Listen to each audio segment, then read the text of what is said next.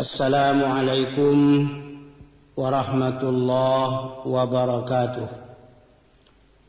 Alhamdulillahi rabbil alamin wal aqibatu lil muttaqin fala udwana illa 'alal zalimin. Ashhadu an la ilaha illallah wahdahu la syarika lah rabbul alamin. وأشهد أن محمدا عبده ورسوله صلى الله عليه وسلم سيد المرسلين وصلوات الله وسلامه على رسوله محمد صلى الله عليه وسلم وعلى آله وأصحابه أجمعين أما بعد. Angku-angku, bapak-bapak, buya-buya, ibu-ibu, pemuda-pemudi, dan seluruh kaum muslimin dan muslimat rahimakumullah. Kita akan mengemukakan pengajian berdasarkan sabda Rasulullah sallallahu alaihi wasallam, yaitu Nabi pernah mengatakan dalam suatu hadis beliau, man ahana khamsah khasira khamsah. Barang siapa yang memandang enteng atau memandang remeh 5 macam, ini akan rugi 5 macam pula. Tapi kerugian yang 5 macam itu sangat berbahaya. Sangat berbahaya kepada kehidupannya, baik di dunia ataupun di akhirat. Ana 5 macam yang dipandang enteng dan 5 macam yang rugi, itulah kita bicarakan pada saat kini. Satu, kata Rasulullah, man istakhaffa bil ulama khasirat din. Barang siapa yang memandang enteng ulama, rugi agama. Ulama waris Rasul atau waris Nabi. Ulama diberi oleh Tuhan amanah ilmu pengetahuan. Kalau secara umum arti ulama itu orang yang ahli, orang alim. Tapi secara khusus dan biasa kita ketahui dan dikecekkan ulama itu orang ahli dalam ilmu pengetahuan agama. Masalah tauhid, masalah fikih, hadis, tafsir, masalah menentukan nama buruk, nama baik, nama halal, nama haram, nama salah, nama benar, itu ulama. Itu maka disebut dia orang awak di Minangkabau ko, ulama suluh bendang dalam negari. Nangka menarangi, nangka menunjuk majari, nangka menyampaikan nama tua, nama nindak kepada awak. Jadi kepada ulama kita berkewajiban beraja, kita berkewajiban menghormati dan memuliakannya. Karena dari ulama itulah awak baru dapat menentukan apa perlu kita ambil, apa boleh kita kerajakan. Indak mengerti wa ilmu pengetahuan agama, indak mengerti wa nama salah, nama benar, tentu bakalam-kalam kita bertindak. Dalam persoal perkawinan, nama boleh dikawini, nama nindak. Dalam soal minum makan, nama boleh diambil, nama nindak. Soal jual beli, nama halal, nama riba, nama haram. Pendeknya segala segi kehidupan kita ko, tidak ada yang tidak diatur oleh agama. Nangka menyampaikan seluruh cara-cara itu kawak adalah ulama. Jadi ulama kalau dipandang enteng, rugi agama. Rugi agama berarti rugi dunia. Rugi dunia sampai ke akhirat pun rugi. Orang yang tidak mengerti pengetahuan agama, dia di dunia saja bisa malu. Bisa memperoleh malu. Dia dua orang ramai malu. Lebih kalau dia awak di daerah awak kuah. Sebab ada dalam pengalaman ambo sendiri di waktu melaksanakan solat jenazah. Kebetulan nan jadi imam ada salah seorang imam di situ. Imam jago, imam nendak pernah beraja barangkali, indak mengerti jo ilmu pengetahuan agamu. Nama ba'acara solat jenazah. Ambo hadir di situ. Mungkin kerana memandang remeh ambo, tak pandai nyo babaso. Inyo langsung jadi imam. Baru saja nyo jadi imam, ditutuahnya rukuk solat jenazah itu. Orang dengan dia sama dinyo lebih rukuk pula. Sebagian yang mengerti tentu indak. Ala bubar saja jadinya sembahyang jenazah. Dek bubar, ambo ambil alih. Ambo nan jadi imam. Melaksanakanlah solat jenazah sesuai dengan ajaran agama awak. Sampai takbir dan salam, begitupun apa yang dibaca di antara takbir ke takbir. Kemudian beliau datang kamu, buya, bapak, maaf buya, maaf bapak, salah pak kamu, nan cako buya, cako bapak, yo cako buya, cako bapak, yo ambo menjadi imam solat jenazah cako, tu bapak, sasih apa, indak buya, ragu apa, indak, lupa apa, indak, tu bapak tu sabana indak pandai mbok buya. Alai rupanya apa indak pandai, mengapa tarujo? Iko nak mau dibuat deko pak, nak mau dihajan-hajan tuah di siko. Iko harus jo ilmu pengetahuan agamu, baraja awak baru bisa. Nak mau tuah dihajankan pak. Tu kalau indak mengerti ilmu pengetahuan agamu. Pernah pula ibu-ibu apa-apa masuk siswa, ambo pernah dapat cerita dari orang lain ambo. Di suatu desa orang berjumat khutbahnya bahasa Arab. Khutbah bahasa Arab. Rupanya di negari itu tidak ada orang yang pandai bahasa Arab. Katik yang baca khutbah kau tidak perlu mengerti isi khutbah yang dibaca. Orang desa itu tidak surang perlu yang tahu makna khutbah katik. Sebab katik nan diangkat jadi khatib narancak suara. Kerana khutbah tu balaguan. Lagu tu tak perlu banyak polnya, cek pol saja. Inna Allah wa malaikatahu yusalluna ala nabi. Ya ayyuhallazina amanu sallu alaihi wa sallimu taslima. Itu selagunya. Rupanya sekali di waktu khatib cako sedang baca khutbah, istri beliau nambah nama Ramlah kapai ke pasar. Lalaki kodek, lalaki baju, lalaki selendang, ladi jinjang keranjang. Barangke ke pasar lagi, dicaliak piti nak bersuruh. Dicaliak anak kunci lemari nak perlu ada. Baaka, kaditanya kau udah baca khutbah. Tak kaditanyon awak kapai ke pasar. Adik karyanya jua tinyo taruh kamu saji. Inyo tagak deket jendela mihrab. Dikijuk nyo udah cakap dari luar.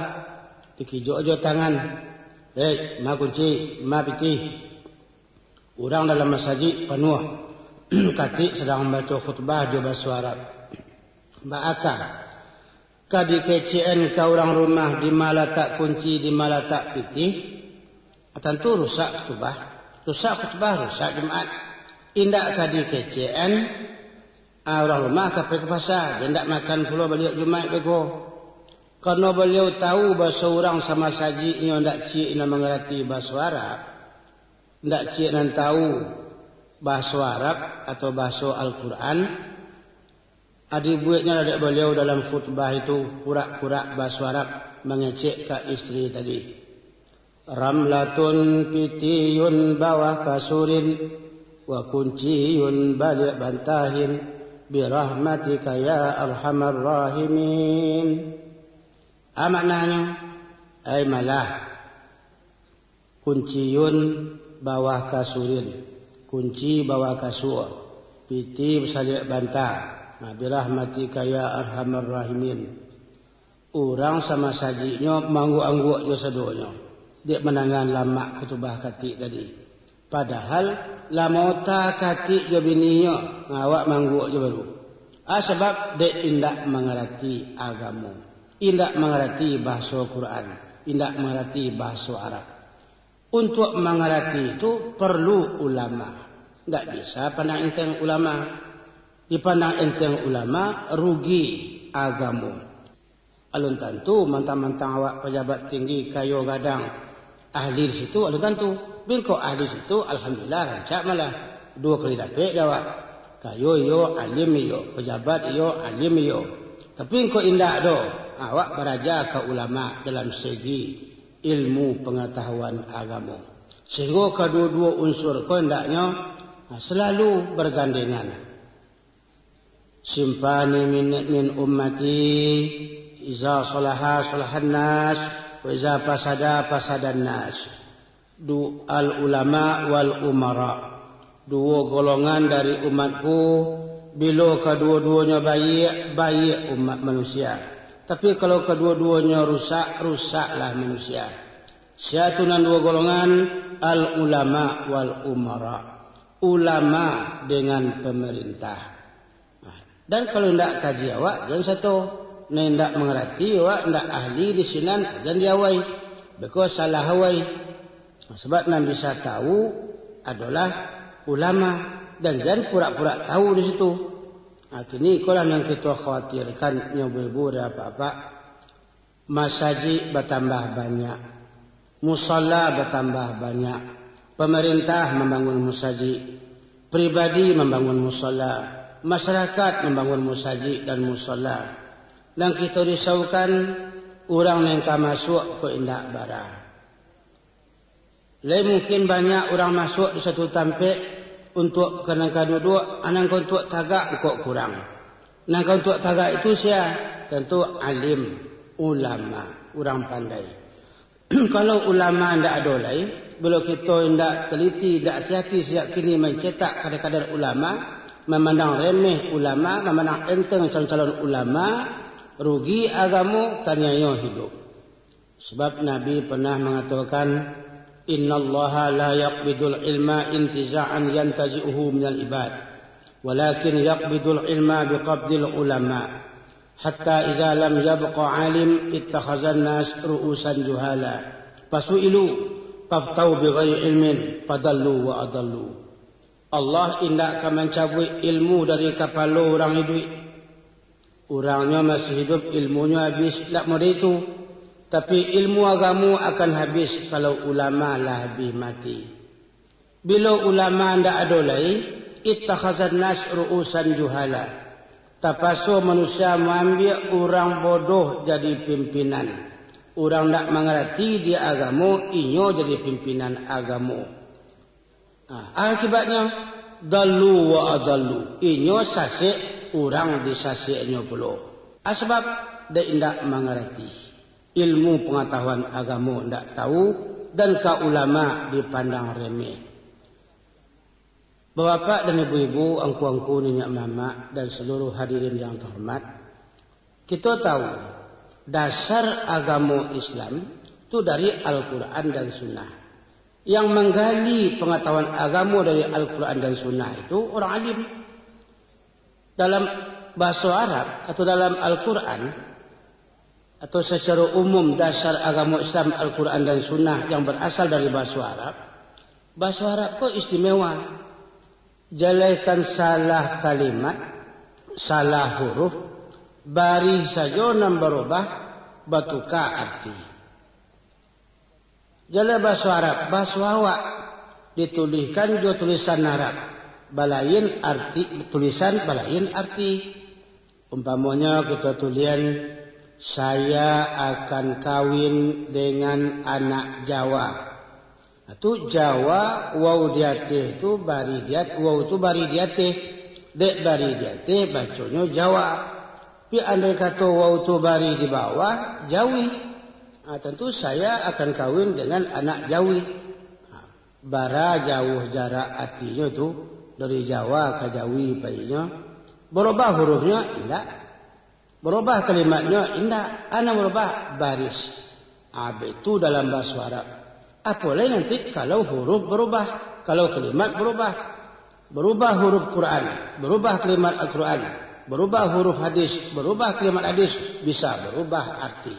Berubah arti, salah pengamalan orang di hati dunia. Salah pengamalan, berdosa awak.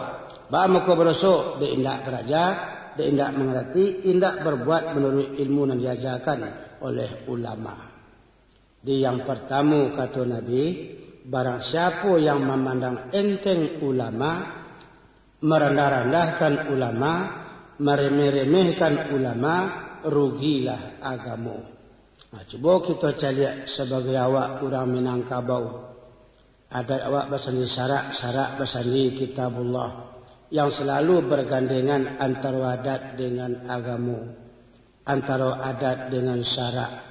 Tak bisa orang Minangkabau ko beradat saja kalau tidak beragama. Adatnya bersandi syarak.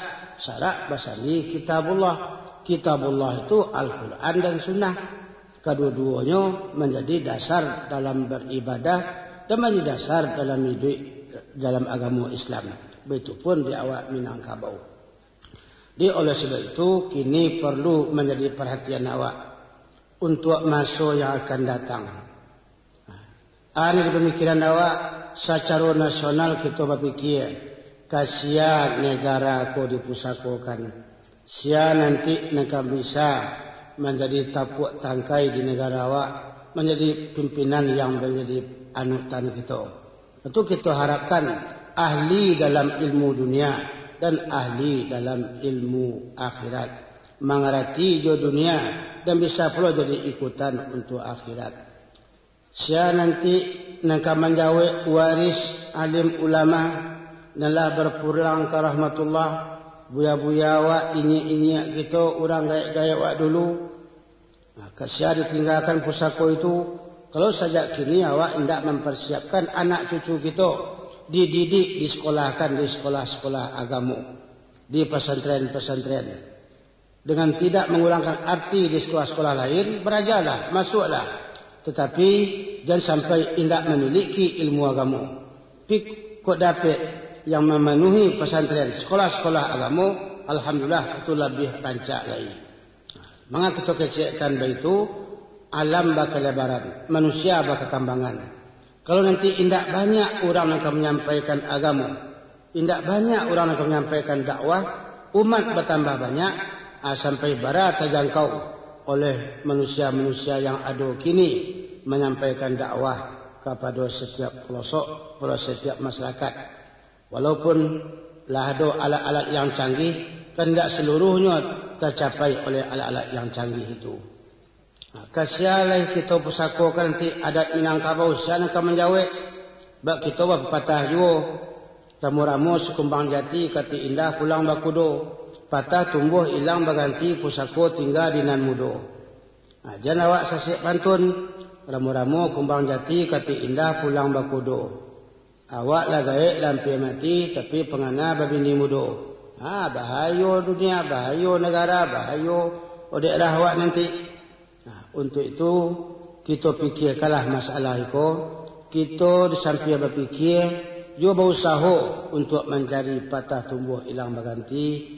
Biar dari alim ulama, begitupun dari pemangku-pemangku adat, begitupun dari pejabat pemimpin-pemimpin kita, dan benar-benar sejalan hendaknya untuk mengayunkan atau untuk melayakan bahtera negara secara umum dan Minangkabau secara khususnya. Itu yang pertama disampaikan oleh Nabi. Yang kedua, wa man istakhaffa bil umara khasirat dunya. Barang siapa yang memandang enteng pemerintah, rugi dunia. Maksudnya apa? Negara selalu diatur. Yang pengaturnya tentu pemerintah. Pemerintah awak. Untuk kita aturan-aturan yang dibuat demi kebaikan dan kemaslahatan awak. Bagaimanapun di maju apapun yang kita perbuat ndak ada nang lapih dari peraturan pemerintah. Kapai kamangku adan kapasa, juangku pai joto, di mangku lalu dilabuh. Labuh nang kita lalui tadi ndak labuh awak. Bukan kita nang buat surang, bukan awak membuat awak untuk awak surang. Saya buat pemerintah. Inyo lalu, awak lalu. Akra jua mai, akra jua kak, akra jua ibu menggalih. Di mana menggalih? Di pasar. Awak punya pasar tu? Indah, pasar tu pasar pemerintah. Memang untuk awak. Kalau kita memandang enteng pemerintah, ada ndak kasatu je pasar pemerintah. Di mana aku buat pasar? Dia buat pasar seorang.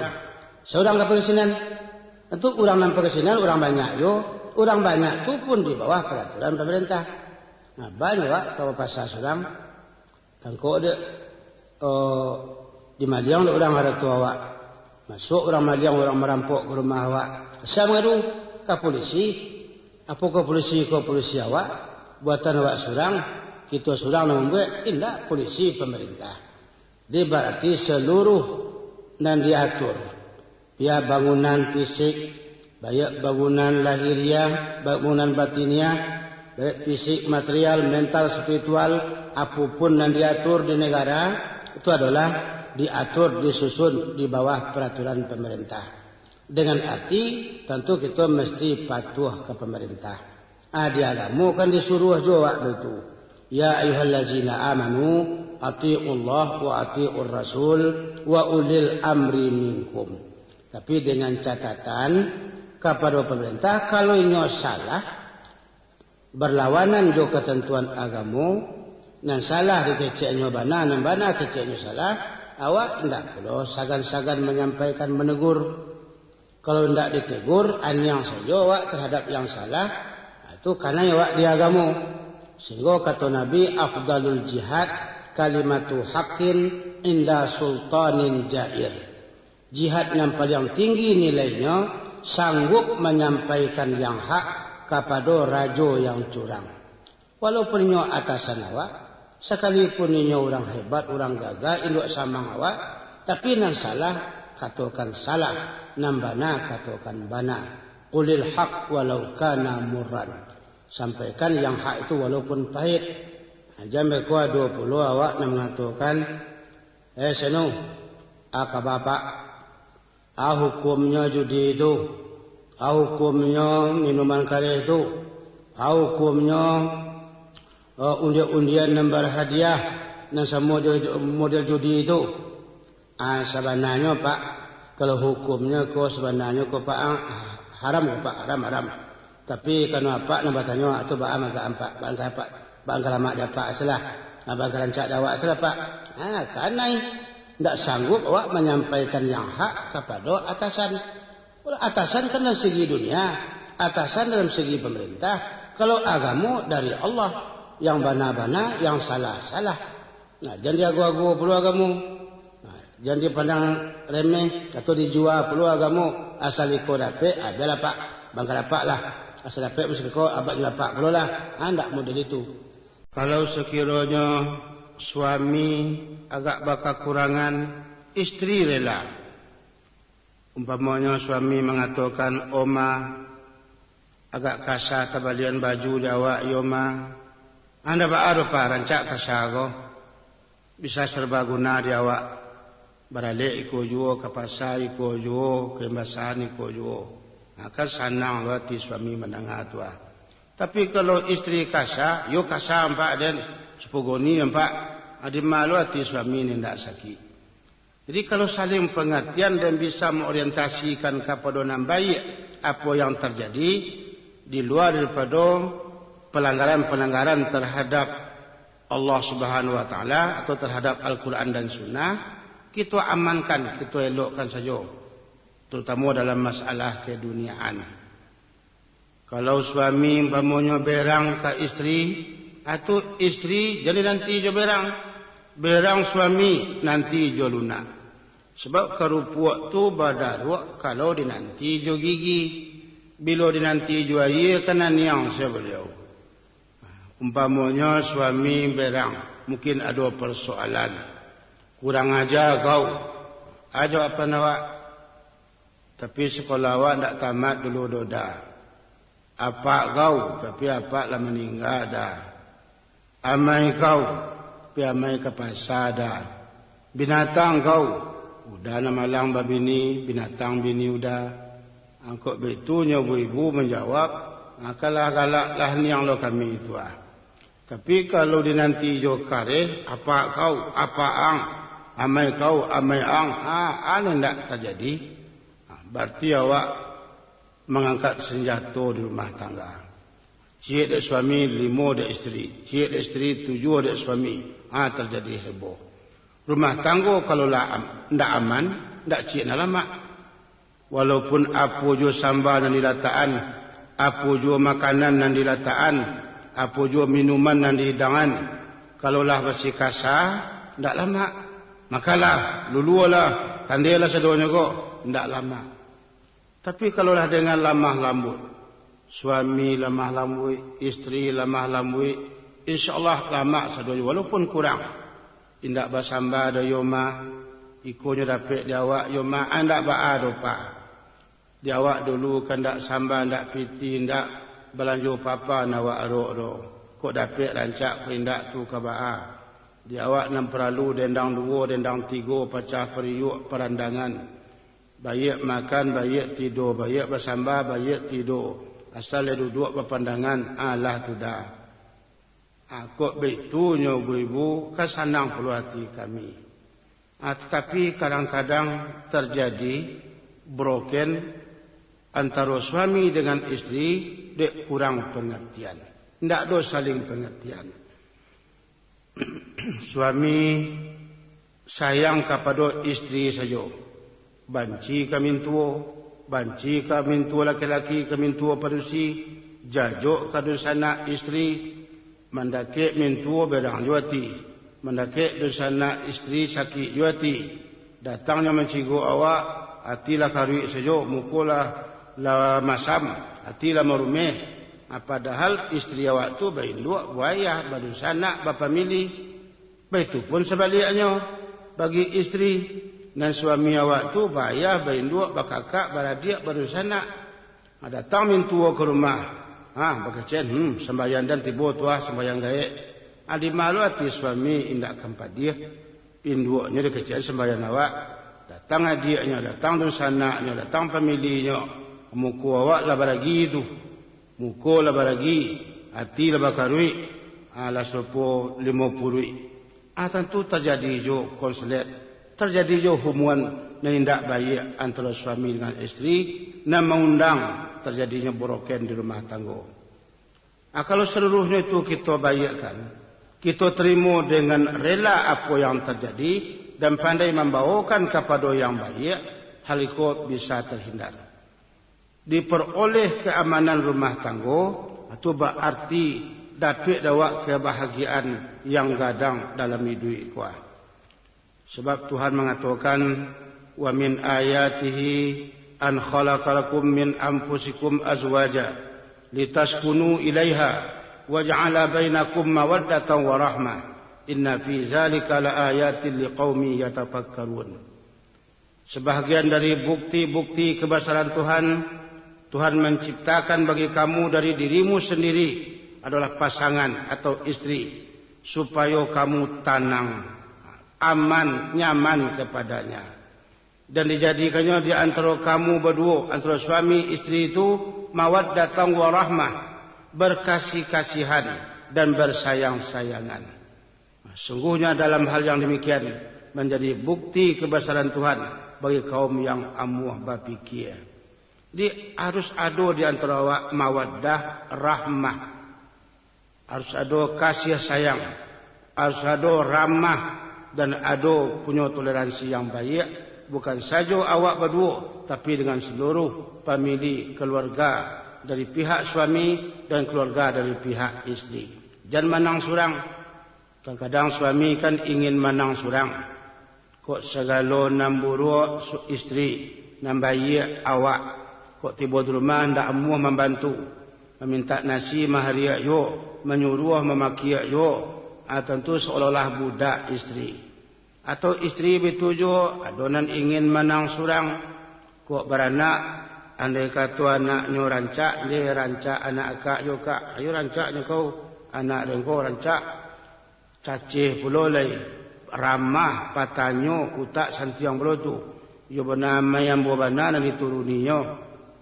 Nan cik tu, ada jahit tu perangai kak, nan cik tu perangai kolera tu, tu bakul salirnya. Di malu hati suami tidak kasaki. Kalau rancak anak awak perangai amai awak dituruninya. Tapi kalau jahit anak kecil perangai baku disalin. Tentu sakit hati suami kawak. Terjadi jua broken. Indak jua aman rumah tangga. Kalau rumah tangga indak aman, jan diarok memperoleh kebahagiaan. Kata Syekh Qutb. Walaupun iman lakwe tapi rumah tangga indak aman, alun jua kita memperoleh kebahagiaan di dalam hidup wah. Itulah yang kedua sebagai syarat bahagia yang dikemukakan oleh Syekh Qutb. Yang ketiga, sehat badan. Sehat tubuh, baik jasmani ataupun rohani. Di dalam Islam soal kesehatan kau mendapat tampik yang tinggi.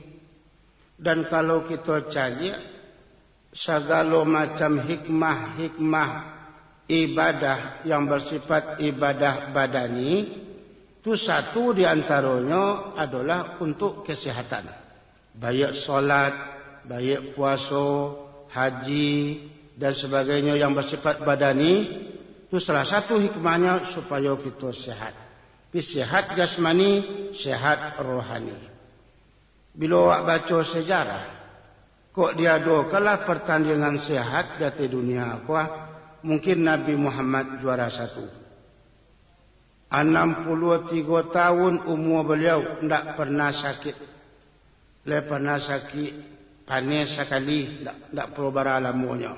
Kemudian sakitnya sakit kamati saja. Setelah diteliti oleh para ahli, sebab maka Nabi ko sehat. Maka beliau sangat sehat. Diteliti oleh para ahli, ada beberapa hal yang beliau lakukan saban waktu yang membawa kepada kesehatan. Yang pertama, beliau selalu bangun sebelum subuh dan bersenam. Bangun subuh bersenam. Tapi bersenam malaki subuh masuk. Masuk subuh beliau langsung berwuduk dan solat subuh. Jawab kan ada orang yang maraton pagi sebelum subuh. Tapi sudah subuh maraton dia baru. Waktu subuh maraton dia. Maraton yang pokok subuh tinggal. Mungkin jantung sehat dapat, jiwa sakit dapat belum. Sebab kalau sehat badan harus dibarengi juga dengan sehat rohani. Yang kedua, Nabi selalu makan sebelum lapar, baranti sebelum kenyang. La ta'kul hatta taju'a, kata Nabi. Jangan makan dulu sebelum awak, jangan makan sebelum kenyang benar. Dia berarti lapar-lapar tanggung, beliaulah makan. Alung kenyang benar, beliaulah berhenti. Dia awak mungkin dek sibuk kerajo, dek banyak urusan, ala sampai patrik makan, alun jo makan. La patrik berhenti, alun jo berhenti. La sepuh kacau dia, puih parui, la berkilik-kilik, la minyak-minyak, la coba dak terpilah suang, sadonan terletak di lantuang, alun jo berhenti. Penyakitan yang tak keratang. Dek terlambik-lambik mesi, tiba sakit mah. Dek berkelebihan mesi, macam-macam pula penyakit yang tiba. Tapi Nabi begitulah cara beliau berbuat dalam makan. Kemudian Rasulullah maka sehat, banyak solat. Solat wajib, solat sunat. Rupanya solat yang banyak itu membawa juga kepada kesehatan. Pernah salah seorang dokter di Jerman untuk mengubik orang sakit dado, disuruhnya orang tadi tagak berdiri lurui-lurui. Kalau caliak dalam solat, di antara aturan-aturan dalam solat, sebelum awak takbir, tagak lurui dulu. Tagak berdiri batu namanya. Rupanya itu mengandung unsur kesehatan. Nabi banyak puasa. Puasa wajib, puasa sunat. Setiap Senin, setiap Kamis banyak puasa. Kadang-kadang tak ada bersama, tak ada makanan di rumah, Nabi puasa. Kerana puasa juga membawa kepada kesihatan. Kerana parui awak, parui itu adalah gudang penyakit. Kalau dipelihara, tu rajo segala ubek, kata Nabi. Al-Ma'idah baitud da' wal himiyatu ra'su kullid dawa. Parui gadang ko gudang penyakit, memeliharanya rajo dari segala ubek. Dijan diporsir benar tenaga parui untuk mengunyah, melulua segala macam makanan. Banyak puasa itu juga membawa kepada kesihatan. Nabi mako sehat indak parabu, indak pemberang. Walaupun lah patui berang secara alamiah menurut pengalaman awak, tapi bagi beliau alun juga berang lain. Waktu Nabi datang ke rumah, ya Humairah, ya Ibu Aisyah, akaba ya Rasulullah, alangkah baiknya kalau anda bisa meletakkan seketik makanan. Ya Rasulullah, jalaikan makanan, air pun tak ada ya Rasul. Sajak kapatang dah puawak tak berasa.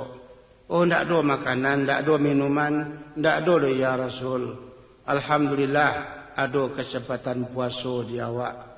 Tapi kok tiba di kita kini, baitunya awak kabini, air stek, nasi stek, nasi labi dah, air nak perlu ada, kopi lah tandih, gula nak perlu ada lagi. Tak pandai kau berakal bagi kambing.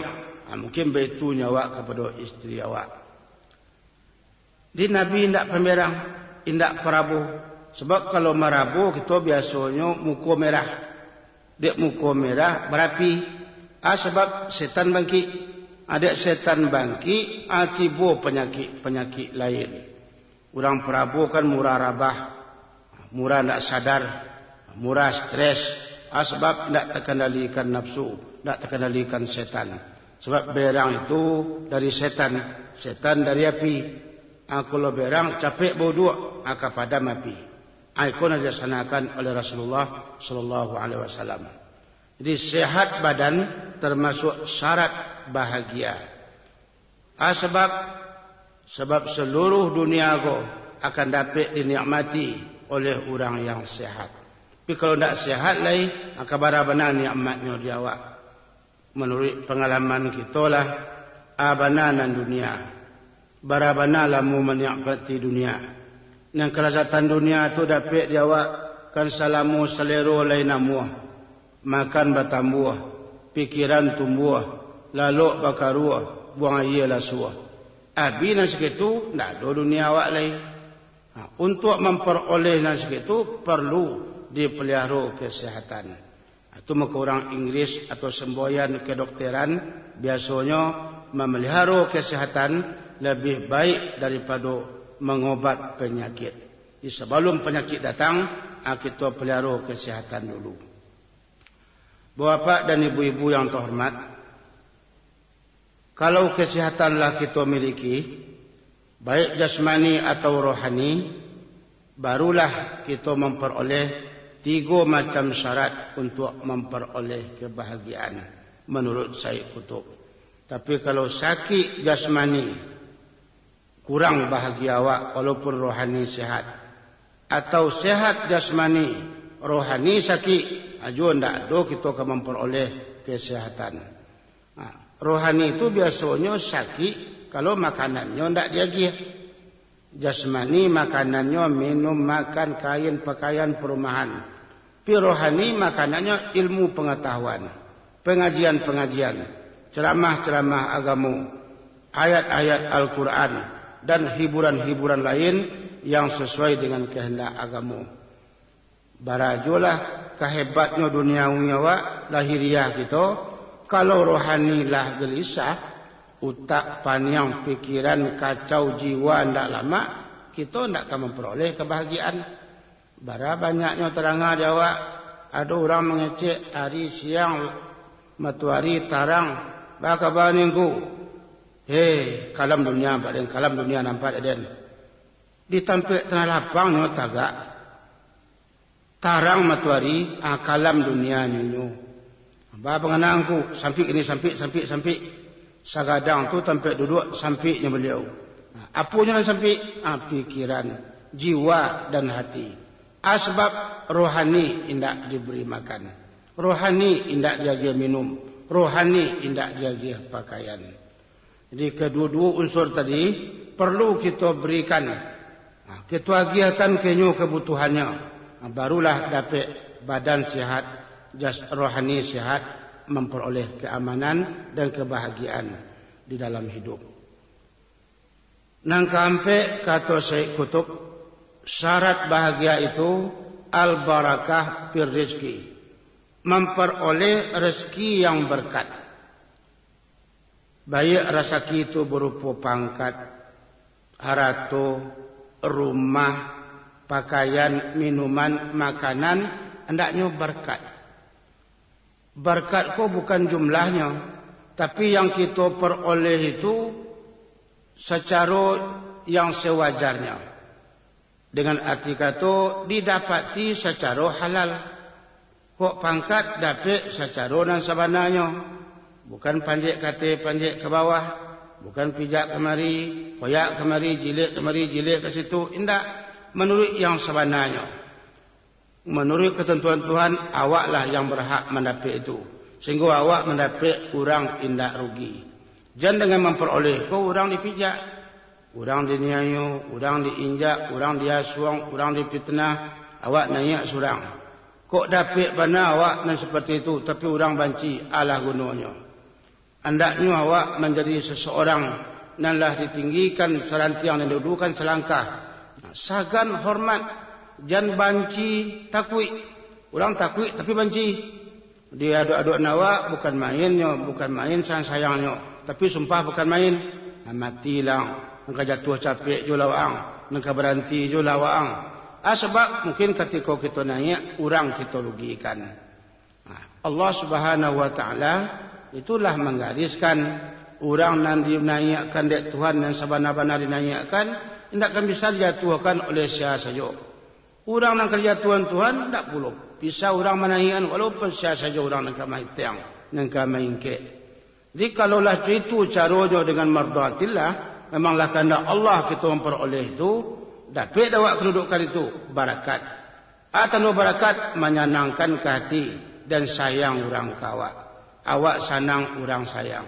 Kok pai atau kok berhenti. Bak kata Umar bin Khattab, kalau kita pai atau kita berhenti di satu jabatan atau meninggal awak, biarlah orang indak menangi, tapi jangan sampai orang galak. Yolah meninggal syanu, yo alhamdulillah aman awak. Ajam betul orang nak nyuah. Itu kalau dalam jabatan, betul pun dalam harta. Barakat itu diperoleh kalau yang kita dapat itu halal. Dari mana dapatnya preso halalnya. Halal ko atau haram.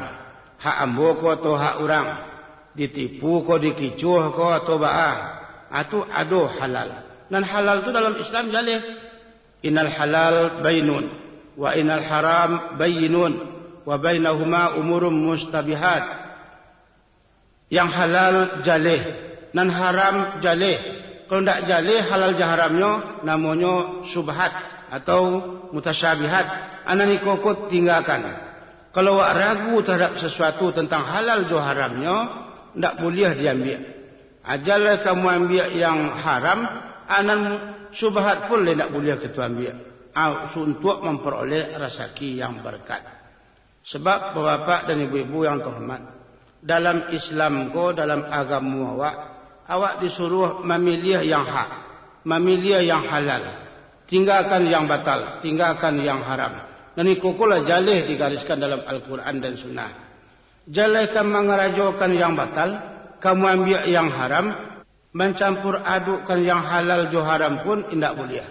Nam boleh campur aduk kalau baik semua baik, halal semua halal, hak semua hak, semua juga makanan. Gado-gado makanya bernama gado-gado, walaupun banyak campurannya, tapi satu campurannya rancak. Mi, lama, kerupuk, rancak, dendeng, elok, loba, ketujuh, kuah kacang, lama, dia lah campur aduk, jadi gado-gado, jadi pical. Betul pun gulai ku maku menamu gulai, banyak unsur masuk. Masuk kerambi, masuk garam, masuk kunyit, masuk sarai, masuk daging. Sado campurannya, baik. Jadiannya jadi gulai. Tapi cuba dibuat sari kayu sepanci. Masukkan selemu segala. Apakah selemu na rusak? Ajo sari kayu tu tandih. Tandonya yang buruk merusak akan yang baik. Di kok lah dapat dawak nan halal, anan haram, jangan dicampur adukkan kepada yang halal tadi. Rusak deknya yang halal tadi. Sebab nan baik dan nan buruk kalau lah bercampur, ana rusak nan baik tadi. Setiap saja masuk tinta ke dalam air putih, biru air putih tu kasalalihnya. Itulah nang kampe kata Syekh Qutb, rezeki yang berkat diperoleh dari yang baik, dipreso asal usulnya sehingga diteliti halal haramnya, nama nan lah sah bananya, lah sah halalnya. Itu yang kita ambil, kita mohon lo ke Tuhan, agil hamba berkat ya Tuhan dalam rezeki nang kewagia. Begitu pun berkat ilmu, dapat dapat ilmu berkat. Atau ilmu berkat malapangkan memberikan manfaat bagi awak. La ilma illa ma nafa'a wala mala illa ma wasa'a. Tandanya orang mendapat keberkatan dalam ilmu, dengan ada ilmu itu bermanfaat kayaknya, berguna bagi orang. Tanda orang dapat berkat di harta, dengan harta yang beliau miliki melapangi kayaknya dan melapangkan ke orang. Tak ada arti ilmu kalau tidak bermanfaat, dan tak ada artinya harta kalau tidak akan melapangi. Itu kata Nabi dan hadis beliau. Jadi yang kampe mudah sama-sama kita usahakan bahawa nak memperoleh berkat di dalam rezeki. Rezeki pengetahuan, rezeki jabatan, rezeki harta, rezeki anak dan apapun macam nama rezeki atau nikmat, kita mohon kepada Allah memperoleh keberkatan dan kita usahakan supaya jalan-jalan keberkatan itu kita laksanakan sesuai dengan peraturan yang berlaku. Nang kelima, untuk memperoleh kebahagiaan kata Syekh Qutb, al-farah ba'dal amal. Gembira sesudah beramal. Gembira sesudah beramal. Kita dijadikan oleh Allah Subhanahu wa taala ke dunia untuk beramal, untuk beribadat. Wa ma khalaqtul jinna wal insa illa liya'budun. Manusia dan jin ambo jadikan adalah untuk mengabdi, untuk beribadat, untuk beramal kepada ambo kata Tuhan. Beramal kepada Allah walaupun nang kita kerajakan itu masalah duniawi, soal dunia, tidak apa asal diniatkan mencari keridhaan Allah, itu termasuk amal. Memberi makan istri dengan niat lillahi ta'ala amal. Memberi makan anak amal ibadat. Menolong orang amal ibadat. Bau tu awak dengan niat menyelamatkan orang sampai ke alamat. Walaupun awak dapat upah, tapi amal ibadat. Alhamdulillah ibadah yang khusus. Salat, puasa dan sebagainya. Bagi seorang mukmin biasanya sebelum amal kau dikerajakan, sebelum ibadah kau dikerajakan, gelisah. Rasul-rasul diantu-antui perasaan awak. Awak tengah hari masih di pasar je baru. Di kadai je barago je orang. Tapi orang lah azan luhur. Tak lama hati mampabia azan tu saja lapih. Gelisah awak. Sebab seolah kita berhutang.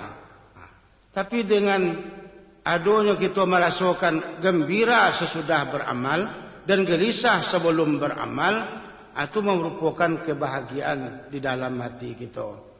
Tandanya awak ada kaitan, merasakan ada kaitan awak kepada Tuhan, kewajipan yang kita laksanakan kepada Tuhan. Dan itu jangan kita anggap perintah. Kebanyakan awak akan menganggap ibadah ko perintah. Kalau hanya sekadar dianggap perintah, agak malih awak merajuan atau menongkol kita. Orang yang dibakar raja kerana diperintah, jarang yang tidak menongkol. Tapi orang yang berbuat kerana kesadaran dan merupakan kebutuhan dan tanggungjawab, nya sanang hati. Ba mako semayang, itu adalah merupakan tanggungjawab, tugas sambo sebagai manusia kepada Allah. Sanang tenteram hati awak. Dan memang itulah yang dapat kita bawa nanti ke akhirat. Nan lain yang akan dibawa di awak. Yang akan dieteng. Kok dunia kalah sama-sama kita rasakan. Salama-lama makan, paling lama waktu lalu di kerongkongan. Kalau masuk ke dalam parui, kena terasa lama nilai. Apalagi kalau keluar dari parui, mencaliak sama lewat. Lai ada orang yang menangis balik di WC. Baam ko menangis ku, ibu hati dan. Baam ko ibu hati aku. Dan campak cakap gula yang kepatang tu mah. Anda ada orang mengecek ambil tu. Jadi, dan dapat kita bawa yo amal. Ibadah. Yang lain-lain tinggal sadonya. Banyak bukti yang kita cari. Sekian lama berjabatan, sekian tersimpan, sekian gadang rumah, sekian banyak makanan. Aman tak bawa. Dan bisa sama juinya adalah ibadah yang beliau perbuat. Oleh sebab itu, angku-angku, nenek mama, buya-buya, alim ulama, dan seluruh kita yang hadir, malah kita kuat diri awak untuk kita jadikan. Jangan kalah dengan makhluk hewan. Kita cari kudo bendi. Kalau nyo tahu bahasanya untuk melo bendi, nyo melo bendi. Tak pernah nyo merontak. Kabau berarti tahu nyo bahasanya untuk merik berarti, nyo tetap merik berarti. Tahu nyo untuk membajak, nyo selalu membajak. Tak pernah nyo protes. Ada yang tak bajak ke depan, ada yang panik, ada yang ingin raut. Tak pernah begitu. Di awak jadikan Tuhan dicetak untuk beribadat, amari beribadat. Tidak mau buat beribadat, kalah awak di pajak-pajak itu. Ada di dunia lah sama-sama kita rasakan. Makin bertukari, bertukar waktu. Habis hari berganti hari, habis bulan berganti bulan. Habis tahun berganti tahun. Umur kita pun habis. Tidak ada seorang pun manusia yang terdaftar jadi duit. Yang tidak akan masuk setambuk mati. Tidak seorang juga. Seluruhnya kita mesti menghadap Allah Subhanahu Wa Taala. Ada yang dibawa amal ibadah. Gadang bana rumah beratau ni dawak. Segadang-gadang rumah. Kalau awak tidur menelantang, selawai pungguang tau ni. Kok tidur menungkui, selawai parui. Kok tidur meriang, selawai rusuk. Akan tak tahu ni dawak sedonya tu.